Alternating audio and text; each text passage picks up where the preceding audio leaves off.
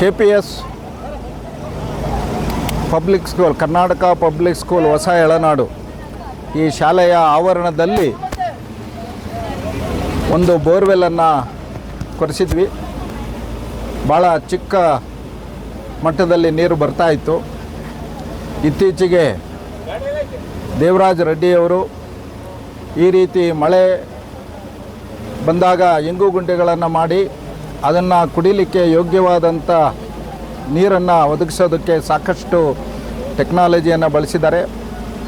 ಅವರು ನಮ್ಮ ಶಾಲೆಗೆ ಬಂದು ಈ ಬೋರ್ವೆಲ್ಗೆ ನಾವೊಂದು ಇಂಗುಗುಂಡಿ ಮಾಡೋಣ ಅಂತ ಹೇಳಿ ಪ್ರಸ್ತಾಪ ಮಾಡಿದಾಗ ಎಲ್ಲ ಅಭಿವೃದ್ಧಿ ಸಮಿತಿಯ ಆಡಳಿತ ಮಂಡಳಿ ಸದಸ್ಯರು ಒಪ್ಪಿಗೆ ನೀಡಿ ಆ ಕಾರ್ಯವನ್ನು ಮಾಡಿದರು.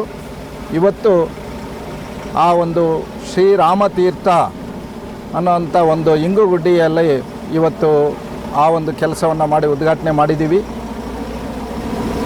ದೇವರ ದಯದಿಂದ ಈ ಒಂದು ಕೆಲಸ ಆದಮೇಲೆ ಕಳೆದ 4-5 ದಿನಗಳಿಂದ ಸಾಕಷ್ಟು ಮಳೆ ಬಂದು ಇಲ್ಲಿ ಯಾವುದು ನೀರು ವೇಸ್ಟ್ ಆಗ್ತಾಯಿತ್ತೋ, ಹರಿದು ಹೋಗ್ತಾಯಿತ್ತೋ, ಆ ನೀರೆಲ್ಲವೂ ಸಹ ಇಂಗುಗುಂಡಿನಲ್ಲಿ ಹೋಗಿದ್ದೆ. ಇವತ್ತು ನಾವು ಬೋರ್ವೆಲ್ಲನ್ನು ಆನ್ ಮಾಡಿದಾಗ ಸುಮಾರು ಒಂದು ಮುಕ್ಕಾಲು ಇಂಚು ನೀರು ಬರ್ತಾ ಇದ್ದಂಥದ್ದು ಈಗ 2 ಇಂಚು ನೀರಷ್ಟು ಭರ್ತಿಯಾಗಿ ಬರ್ತಾ ಇದೆ. ಸೊ ಇದು ನಮ್ಮ ಶಾಲಾ ಮಕ್ಕಳಿಗೆ ಕುಡಿಲಿಕ್ಕೆ ಮತ್ತು ಇಲ್ಲಿ ಎಲ್ಲ ಗಿಡಗಳಿಗೆ ಇದಕ್ಕೆಲ್ಲವಕ್ಕೂ ಉಪಯೋಗ ಆಗುತ್ತೆ. ಈ ದೃಷ್ಟಿನಲ್ಲಿ ಎಲ್ಲ ಕಡೆಗೂ ಸಹ ನೀರನ್ನು ಸಂರಕ್ಷಣೆ ಮಾಡುವಂಥ ಕೆಲಸ ಆಗಬೇಕು, ನೀರನ್ನು ಮಿತವಾಗಿ ಬಳಸೋದಾಗಬೇಕು.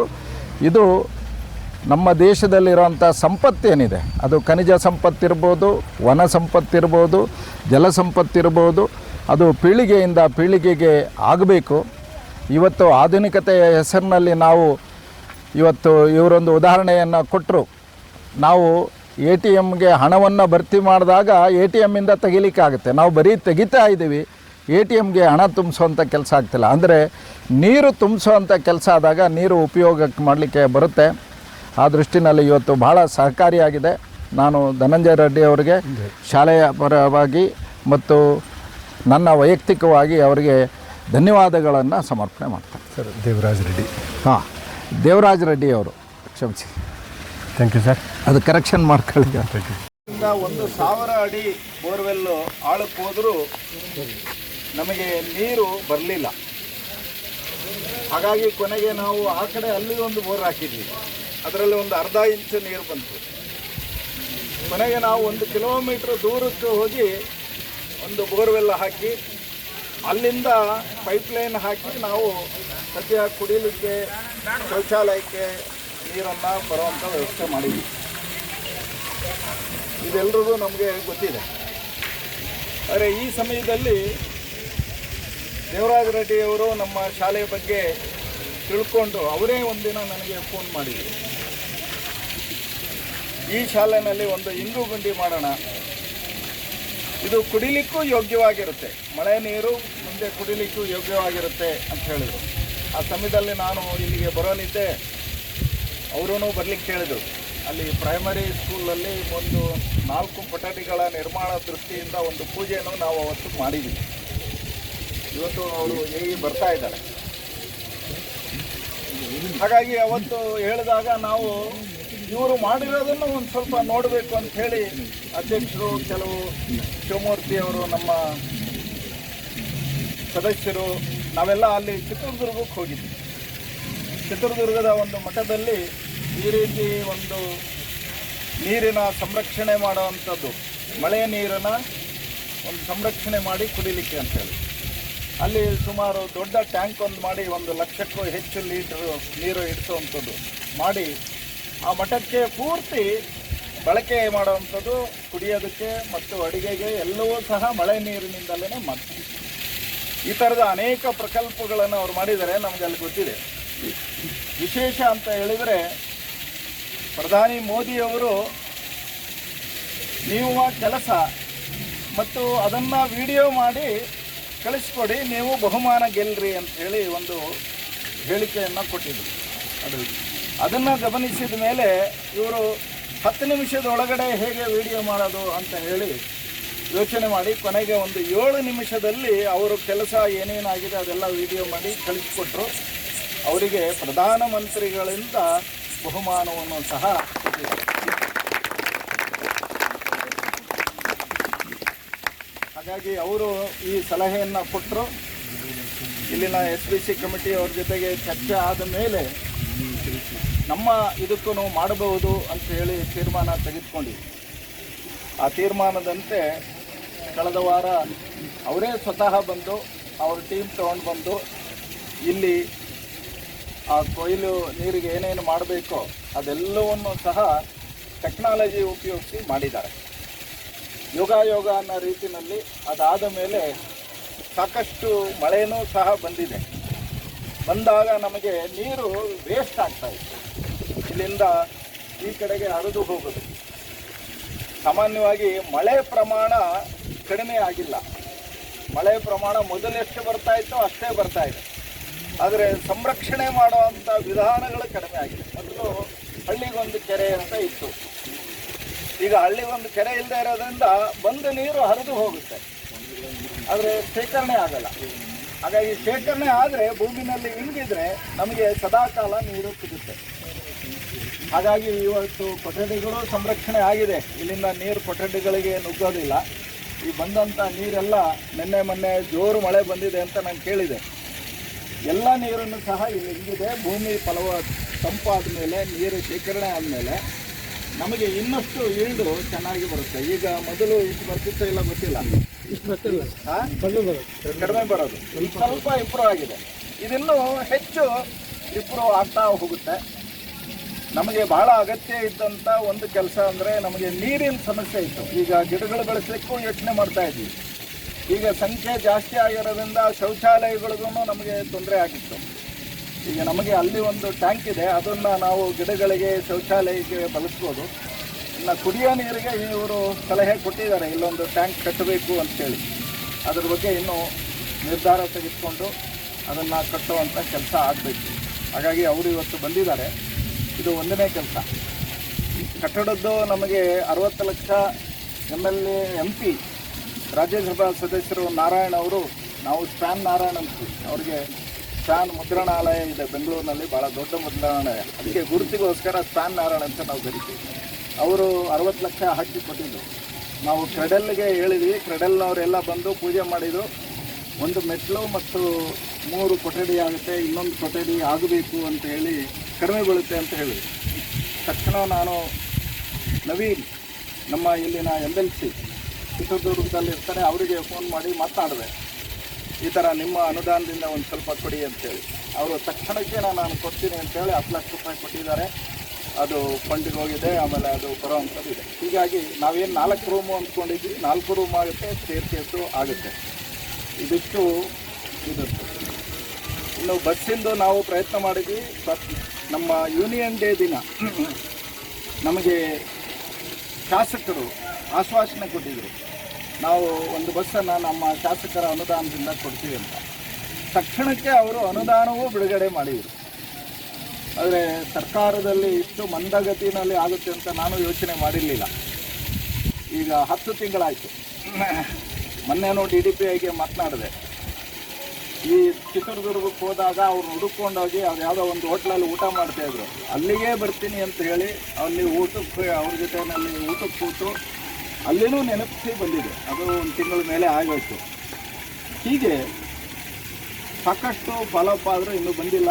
ನಿನ್ನೆ ಮಾತಾಡಿದ್ದೀವಿ ಮತ್ತು MLA PS ಅವ್ರ ಹತ್ರನೂ ನಾನು ಮಾತಾಡಿದ್ದೀನಿ. ಸೋಮಶೇಖರ್ KS ಅಧಿಕಾರಿ ಅವರು ನಿನ್ನೆ ಮಾತಾಡಿದಾಗ ಈ ವಾರದಲ್ಲಿ ಬರುತ್ತೆ ಅಂತ ಅವ್ರಿಗೂ ಹೇಳಿದ್ದಾರೆ, ನನಗೂ ಹೇಳಿದ್ದಾರೆ. ಅಧ್ಯಕ್ಷರು ಮಂತ್ರಿಗಳ ಮುಖಾಂತರ ಸಾಕಷ್ಟು ಮಾಡಿದ್ದಾರೆ. ಪ್ರಾಯಶಃ ಒಂದು 10-15 ದಿನದಲ್ಲಿ MLA ಅನುದಾನದ ಒಂದು ಬಸ್ಸು ಬರುವುದು. ನಾನು ಇದಕ್ಕೆ ಮುಂಚೆನೇ ಕೆಲವರು ದಾನಿಗಳಿಗೆ ಹೇಳಿದ್ದೆ, ನಮ್ಮ ಶಾಲೆಗೆ ಒಂದು ಬಸ್ ಬೇಕು ಅಂತ. ಅವರು ಕಳೆದ ಒಂದು 15 ದಿನದ ಹಿಂದೆ ನಾವು ಕೊಡ್ತೀವಿ ಅಂತ ಹೇಳಿ ಸೇಫ್ ಫೌಂಡೇಶನ್ನು ಮತ್ತು ಇತರರೆಲ್ಲ ಸೇರಿ ಅವರು ಹಣ ಕೊಟ್ಟು 1 ವಾರದೊಳಗಾಗಿ ರಾಯಲ್ ಟೂರಿಸ್ಟ್ ಅಂತ ಹೇಳಿ ಸುಮಾರು 650ಕ್ಕೂ ಹೆಚ್ಚು ಬಸ್ಸುಗಳನ್ನು ಬೆಂಗಳೂರಿನಲ್ಲಿರೋಂಥ ಎಲ್ಲ ಕಾನ್ವೆಂಟ್ ಶಾಲೆಗಳಿಗೂ ಓಡಿಸ್ತಾರೆ. ಮತ್ತು ಎಲ್ಲ ದೊಡ್ಡ ದೊಡ್ಡ ಶಾಲೆಗಳಿಗೆ ಓಡಿಸ್ತಾರೆ.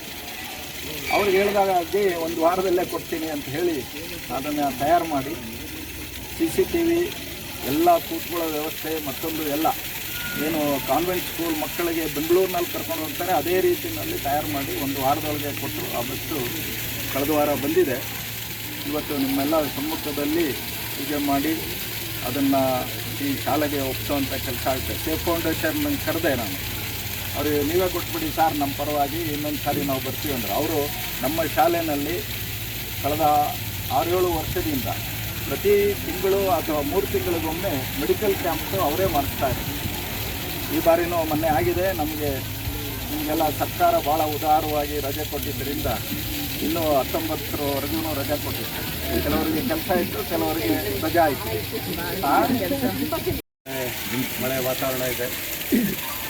ನಾನು ಈ ಕ್ಯಾಂಪಸ್ಗೆ ಬರಲಿಕ್ಕೆ ಮುಖ್ಯ ಕಾರಣ ಎಲ್ಲ ಕಡೆಗೂ ಸುದ್ದಿ ಕೇಳ್ಪಡ್ತಾ ಇದೆ. ಹೊಸ ಎಳ್ನಾಡು ಶಾಲೆ ಒಂದು ಕ್ಯಾಂಪಸ್ ಥರ ಇದೆ ಮಂಗಳೂರು ಮುಖ್ಯ ಕಡೆ ನಾವು ಇನ್ಸ್ಟಿಟ್ಯೂಷನ್ಸ್ ನೋಡ್ತೀವಲ್ಲ ಅಂಥ ಒಂದು ಇನ್ಸ್ಟಿಟ್ಯೂಷನ್ನು ಅದು ಇದು ತಾಲೂಕಲ್ಲಿದೆ ಅಂತಂದಾಗ ಭಾಳ ಖುಷಿ ಆಯ್ತು ನನಗೆ. ಇಷ್ಟೆಲ್ಲ ಅಭಿವೃದ್ಧಿ ಆಗಿರ್ತಕ್ಕಂಥ ಇದನ್ನು ಕೇಳ್ಪಟ್ಟಾದಮೇಲೆ ನೀರಿನ ಸೆಕ್ಯೂರಿಟಿ, ವಾಟರ್ ಸೆಕ್ಯೂರಿಟಿ ಆಗಿ ಅಂತಂದು ಕೇಳಿ ಆದಮೇಲೆ ಸ್ವಲ್ಪ ನಾವು 800 ಅಡಿ ಆಳದ ಬೋರ್ಗೆ ಹೋಗಿದ್ವಿ. ನೀರು ಕಡಿಮೆ ಸಿಕ್ಕಿದೆ, ಕ್ವಾಲಿಟಿ ನೀರಿಲ್ಲ ಇಂಥವೆಲ್ಲ ಕೇಳಿ ಆದಮೇಲೆ ಸರ್ಗೆ ಫೋನಲ್ಲಿ ಸಂಪರ್ಕ ಮಾಡಿದೆ. ನಮ್ಮ ಕ್ಲಾಸ್ಮೇಟ್ ಒಬ್ಬರು ಸರ್ಗೆ ಭಾಳ ಆತ್ಮೀಯರು, ಧನಂಜಯ ರೆಡ್ಡಿ ಅಂತಂದು BDA ನಲ್ಲಿದ್ದಾರೆ. ಅವರು ಮುಖಾಂತರ ಸರ್ ಅರ್ಜಿ ಆಯಿತು. ಆದಮೇಲೆ ಫೋನಲ್ಲಿ ಡಿಸ್ಕಷನ್ ಆದಮೇಲೆ ಒಂದು ವಿಸಿಟ್ ಆಯಿತು. ವಿಸಿಟ್ ಆದಮೇಲೆ ಇಡೀ ಕ್ಯಾಂಪಸ್ನೆಲ್ಲ ಒಂದು ಸ್ಟಡಿ ಮಾಡಿದೆ. ಸುಮಾರು 9 ಎಕರೆಗೂ ಹೆಚ್ಚು ವಿಸ್ತೀರ್ಣವಾಗಿರ್ತಕ್ಕಂಥ ಗ್ರೌಂಡ್ನಲ್ಲಿ ಇದು ನಿಮಗೆ ಒಂದು ಗೊತ್ತಿರಲಿ, ಈ ಒಂದು ಪ್ರದೇಶವನ್ನು ನಿಮ್ಮಲ್ಲಿ ಭೀಮನ ಬಂಡೆ ಅಂತ ಕರಿತಿರಲ್ಲ, ಪೂರ್ತಿ ಶೀಟ್ ರಾಕ್ ಅಂತ ಬರೀ ಗ್ರನೈಟ್ ಆರ್ಟ್ ಬಂಡೆ ಇದೆ. ಎಷ್ಟು ಎಂಥ ಭೂಕಂಪ ಆದರೂ ಈ ಜಾಗ ಏನು ಆಗಲ್ಲ ಅಂತ ಅಷ್ಟು ಶಿಲಾವಲಯ. ಇಲ್ಲೂ ಸಹ ನಾವು ಈ ರೀಚಾರ್ಜ್ ಮಾಡೋ ಟೈಮಲ್ಲಿ ಬರೀ ಕಲ್ಲೇ ಬಂತು. ಸಾಧಾರಣ ಒಂದು 4 ತಾಸು ಬರೀ ಫಿಟ್ ಮಾಡಲಿಕ್ಕೆ ಟೈಮ್ ಆಗುತ್ತೆ. 1 ತಾಸಲ್ಲಿ ಆಗ್ತಕ್ಕಂಥಕ್ಕೆ ಅಷ್ಟು ಟೈಮ್ ಆಗಿದೆ. ಇಲ್ಲೆಲ್ಲ ಕಲ್ಲಲ್ಲಿ ಎದ್ದಿದೆ ಭೂಮಿ ಮೇಲೆಲ್ಲ. ಅದು ಅಷ್ಟು ಬಂಡೆ ಇರ್ತಕ್ಕಂಥ ಪ್ರದೇಶ. ಅದೇ ಒಂದು ಕಾರಣಕ್ಕೆ ಇಲ್ಲಿ ಕ್ಯಾಂಪಸ್ ಮುಂದೆಲ್ಲ ಅಕ್ಕಪಕ್ಕದ ರೈತರಿಗೂ ನೀರು ಸಿಗ್ತಾಯಿಲ್ಲ. ಸಿಕ್ಕರು ಕ್ವಾಂಟಿಟಿ ನೀರು ಕಡಿಮೆ, ಗುಣಮಟ್ಟದ ನೀರು ಸಿಗ್ತಾಯಿಲ್ಲ. ಇಂಥವೆಲ್ಲ ಗಮನಿಸಿ ಸರ್ಗೆ ಪರಿಚಯ ಆದಮೇಲೆ ಇಲ್ಲಿ ಕ್ಯಾಂಪಸ್ ವಿಸಿಟ್ ಆಯಿತು. ಈ ಬೋರ್ಗೆ ರೀಚಾರ್ಜ್ ಮಾಡಬೇಕಂತ ಕನ್ವಿನ್ಸ್ ಆದರು. ಮತ್ತು ಚಿತ್ರದುರ್ಗದಲ್ಲಿ ನಮ್ಮದೊಂದು ರಾಮತೀರ್ಥ ಆಶ್ರಮ ಅಂತಿದೆ. ನಮ್ಮ ಆಶ್ರಮದಲ್ಲಿ ಮಳೆ ನೀರನ್ನೇ ಕುಡಿತಾ ಇದ್ದಾರೆ. ಇವೆಲ್ಲ ಬಾಟಲ್ ನೀರು ಕುಡಿಯೋಂಥ ಕಾಲದಲ್ಲಿ ನಮ್ಮ ಆಶ್ರಮದಲ್ಲಿ 30 ವರ್ಷದಿಂದಲೂ ನೀರನ್ನು ರಾಮತೀರ್ಥ ಅಂತ ಕುಡಿತಾ ಇದ್ದಾರೆ. ಅಂಥ ಒಂದು ಆಶ್ರಮಕ್ಕೆ ಗುರು ಸರ್ ಬಂದಿದ್ದರು. ಅದನ್ನೆಲ್ಲ ನೋಡಿ ಆದಮೇಲೆ ನಮ್ಮ ಇನ್ಸ್ಟಿಟ್ಯೂಷನಲ್ಲೂ ಇಂಥದ್ದು ಮಾಡಬೇಕು, ನಮ್ಮ ಶಾಲಾ ಮಕ್ಕಳಿಗೆ ಎಲ್ರಿಗೂ ಈ ನೀರು ಕೊಡಬೇಕನ್ನೋ ಒಂದು ಸಂಕಲ್ಪದಿಂದ ಅದೊಂದು ಪ್ರಾಜೆಕ್ಟ್ ಬಗ್ಗೆ ಒಂದಷ್ಟು ಚರ್ಚೆ ಮಾಡಬೇಕಾಗಿದೆ. ಈ ಬೋರ್ವೆಲ್ ರೀಚಾರ್ಜ್ ಅವತ್ತು ನಾವು ಮಾಡೋ ಟೈಮ್ನಲ್ಲಿ ಇದು 12 ಅಡಿ ಉದ್ದ, 12 ಅಡಿ ಅಗಲ, 12 ಅಡಿ ಆಳದ ಇಂಜಿನಿಯರ್ ತಂದಿದ್ವಿ. ಆ ಪೈಪ್ಗಳಿಗೆಲ್ಲ ರಂಧ್ರಗಳು ಮಾಡಿದ್ವಿ, ಅದಕ್ಕೆಲ್ಲ ಫಿಲ್ಟರ್ಗಳು ಹಾಕಿದ್ವಿ, ಅದಕ್ಕೆಲ್ಲ ದಪ್ಪ ಕಲ್ಲು 40 mm ಜಲ್ಲಿ, 20 mm ಜಲ್ಲಿ ಇಬ್ಬರು ಮರಳು ಹಾಕಿ ಈ ಥರ ಇಂಜಿನಿಯರ್ ಡಿಸೈನ್ ಆಗಿದೆ. ಈ ಇಡೀ ಕ್ಯಾಂಪಸ್ ಅಂದರೆ ಕಮ್ಮಿ ಒಂದು 2 ಎಕರೆ ನೀರು ಸೀದಾ ಬಿದ್ದಂಥ ನೀರು ಸೀದಾ ಬಂದು ಈ ಬೋರ್ಗೆ ಹೋಗ್ತಾರೆ. ಜಸ್ಟ್ 1 ದಿವಸದ ಮಳೆ ಒಳಗೆ ಈಗ ನೋಡಿ ಇದು ಆಲ್ಮೋಸ್ಟ್ 2 ಇಂಚ್ ಪ್ರೆಷರ್ ಇದೆ. ಈ ಥರ ಒಂದು ಮಳೆಗೆ ನಮ್ಮ ಬೋರು 1 ಇಂಚಿನ ಬರ್ತಕ್ಕಂಥ 2 ಇಂಚ್ ಆಗುತ್ತೆ ಅಂತಂದರೆ ಇದೆಲ್ಲ ಒಂದು ಮಿರಾಕಲ್. ಅದು ಮಿರಾಕಲ್ ಅಂತೇನಿಲ್ಲ, ನಮ್ಮ ಒಂದು ಬ್ಯಾಲೆನ್ಸ್ ಇದೆ. ಅಕೌಂಟ್ಗೆ ನಾವು ಎಷ್ಟು ದುಡ್ಡು ಹಾಕ್ತೀವೋ ATM ಕಾರ್ಡಿಂದ ಅಷ್ಟು ತೆಗಿಬೋದು. ನಮ್ಮ ಉದ್ದೇಶ ಹೆಂಗಾಗಿದೆ ಅಂದರೆ ಬರೀ ATM ಕಾರ್ಡ್ ಬಳಸ್ತಾ ಇದ್ದೀವಿ, ಅಕೌಂಟಿಗೆ ದುಡ್ಡು ಹಾಕೋದ್ರೆ ಲಕ್ಷ. ಹಾಗಾಗಿ ಅಷ್ಟು ನೀರು ಹಿಂಗಿರೋ ಪರಿಣಾಮ ಈ ಬೋರ್ ನೀರು ಅಷ್ಟು ಚೆನ್ನಾಗಿ ಬರ್ತಾಯಿದೆ. ಇವತ್ತು ಗಂಗಾ ಪೂಜೆ ಮಾಡೋದ್ರ ಮುಖಾಂತರ ಒಂದು ಉದ್ಘಾಟನೆ ಆಗಿದೆ. ಒಂದು ಒಳ್ಳೆಯ ಹೆಸರನ್ನು ಸಹ ಕೊಟ್ಟಿದ್ದಾರೆ, ರಾಮತೀರ್ಥ ಅಂತ. ನಮ್ಮಿಂದ ಹೋದ್ರೆ ನಾವೇನಂತೀವಿ ಅಂದರೆ ಗೋರಿನ ಗುಂಡಿ, ಗುಂಡಿ, ರೀಚಾರ್ಜ್ ಬೇಕು, ಈ ಥರ ಪದಗಳು ಬಳಸ್ತೀವಿ. ಇನ್ಮೇಲೆ ಈ ಜಾಗವನ್ನು ತೀರ್ಥದ ರೂಪದಲ್ಲಿ ನಾವು ಮಾಡಬೇಕು. ನೀರನ್ನು ಕುಡಿಲಿಕ್ಕಾಗಲಿ ಬಳಕೆಯಾಗಲಿ ಎಲ್ಲದನ್ನು ತೀರ್ಥದ ರೂಪದಲ್ಲಿ ನಾವಿಲ್ಲಿ ದೇವಸ್ಥಾನದಲ್ಲಿ ತೀರ್ಥ ತಗೊಳ್ಳುವಾಗ ಎಷ್ಟು ಎಚ್ಚರಿಕೆಯಿಂದ ಬಳಸ್ತೀವಲ್ಲ, ನೀರಿನ ಮಿತ ಬಳಕೆ ಕಾನ್ಸೆಪ್ಟನ್ನು ನಾವಿಲ್ಲಿ ಮಾಡ್ಕೊಂಡ್ಬೇಕನ್ನೋದೊಂದು ಸಂಕಲ್ಪ ನಮ್ಮಲ್ಲಿದೆ. ಇಷ್ಟು ನೀವು ನೋಡಿದ ಪೋಸ್ಟ್ಗಳು ಹಾಕಿದ್ರೆ ಅಲ್ಲೆಲ್ಲ ಎಲ್ಲೆಲ್ಲಿ ಆಗಿದೆ ಅಂತ ಒಂದು ಎಚ್ಚರಿಕಲ್ಲ. ಸಾಧಾರಣ 1 ಲಕ್ಷಕ್ಕೂ ಹೆಚ್ಚು ಭತ್ತದ ಬೋರ್ಗಳಿಂದ ರೀಚಾರ್ಜ್ ಮಾಡ್ತಕ್ಕಂಥ ಒಂದು ಕಾನ್ಸೆಪ್ಟ್ ಮಾಡ್ತಾಯಿದ್ವಿ. ನಾನು ಆಂಧ್ರ ಪ್ರದೇಶಕ್ಕೆ ಅಡ್ವೈಸರ್ ಆಗಿದೆ, ಇಂಥ ಬೇರೆ ರಾಜ್ಯದಲ್ಲೂ ಅಡ್ವೈಸರ್ ಆಗಿದೆ. ನಮ್ಮ ಜಿಲ್ಲೆಯಂತೂ ಸಾಕಷ್ಟು ಬೋರ್ಗಳಿಗೆ ರೀಚಾರ್ಜ್ ಮಾಡ್ತಕ್ಕಂಥ ಒಂದು ಕೆಲಸ ಆಗಿದೆ. ನಮಗೆ ಸಾಕಷ್ಟು ಸರ್ಕಾರ ಅವಾರ್ಡ್ಗಳು ಮತ್ತೊಂದೆಲ್ಲ ಕೊಟ್ಟಿದೆ. ಈ ಶಾಲೆಯಲ್ಲಿ ಒಂದು ಜಲ ಸಂರಕ್ಷಣೆ ಒಂದು ಪಾಠ ಆಗಬೇಕು, ನಾವೆಲ್ಲ ವಾಟರ್ ಲಿಟ್ರೇಟ್ಸ್ ಆಗಬೇಕು. ಎಲ್ಲರೂ ವಿದ್ಯಾವಂತರಾಗಿದ್ದೀವಿ, ನೀರಿನ ಬಳಕೆಯಲ್ಲಿ ನಾವು ಹಿಂದೆ ಬೇಕಾಗಿದೆ. ಹಾಗಾಗಿ ಜಲ ಸಾಕ್ಷರತೆಯಲ್ಲಿ ಅಂತಂದರೆ ಹೊಸ ಎಳ್ನಾಡು ಶಾಲೆಗೆ ಯಾರಾದರೂ ಬಂದವರು ಇದನ್ನು ನೋಡಬೇಕು ಅಂತ ಅನ್ನೋದು ನನ್ನ ಸಂಕಲ್ಪ ಇದೆ. ಹಾಗಾಗಿ ಇನ್ನೂ ಇದ್ರ ಬಗ್ಗೆ ನಾನು 5 ನಿಮಿಷದಲ್ಲಿ ಕಾನ್ಸೆಪ್ಟ್ ಕೊಡೋಕ್ಕಾಗಲ್ಲ. ನಿಮಗೂ ಕ್ವೆಶನ್ಸ್ ಇರ್ಬೋದು ಇದ್ರ ಬಗ್ಗೆ ಏನು ಮಾಡಬೇಕಂತೇಳಿ. ನೀವು ಯೂಟ್ಯೂಬಲ್ಲಿ ಹೋಗಿ ದೇವರಾಜ ರೆಡ್ಡಿ ಅಂತ ಹೊಡೆದ್ರೆ ಸಾಕು, ನಮ್ಮ ಸುಮಾರು 650 ವಿಡಿಯೋಗಳಿದೆ. ಸುಮಾರು 1,65,000 ಜನ ಸಬ್ಸ್ಕ್ರೈಬ್ ಆಗಿದ್ದಾರೆ.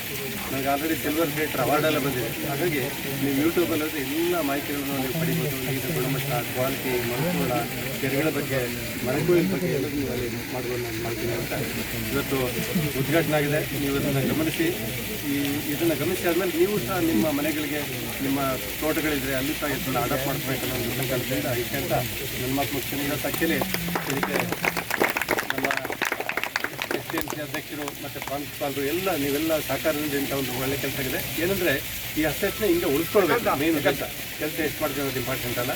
ಇಷ್ಟು ಹೇಳ್ತೇನೆ, ನಾನು ಅದು ಮುಗಿಸ್ತೇನೆ ನಾನು.